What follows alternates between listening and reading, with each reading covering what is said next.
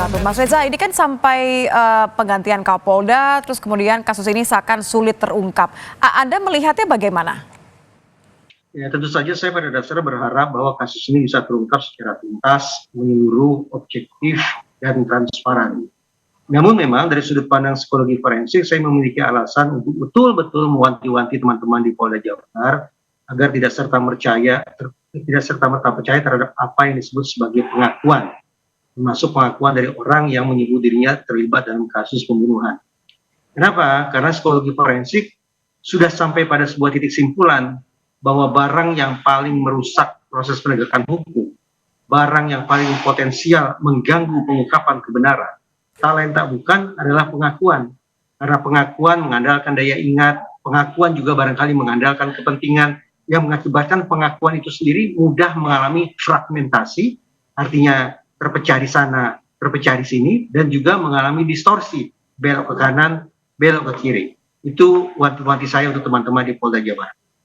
Jadi bisa jadi bukan memberikan amunisi atau memberikan titik terang, tapi justru malah mengaburkan kasus yang sebenarnya, begitu ya Mas Reza? Kalau Anda lihat ini ada beberapa kejanggalan kah? Karena kan 2 tahun tidak ada apa-apa, kemudian sampai dibilang menyerahkan diri karena ia tertekan di pemeriksaan terakhir.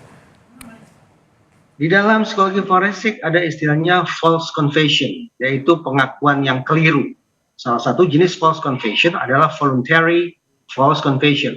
Ada orang yang secara sukarela, secara sengaja, secara sadar memberikan informasi yang palsu kepada otoritas penegakan hukum. Penyebabnya banyak, tetapi yang ingin saya katakan adalah sebagaimana tadi saya sebut, polisi sepatutnya lebih dari sekedar mencari pengakuan. Alat-alat bukti tambahan sangat perlu untuk memastikan kasus ini bisa berlanjut penanganannya.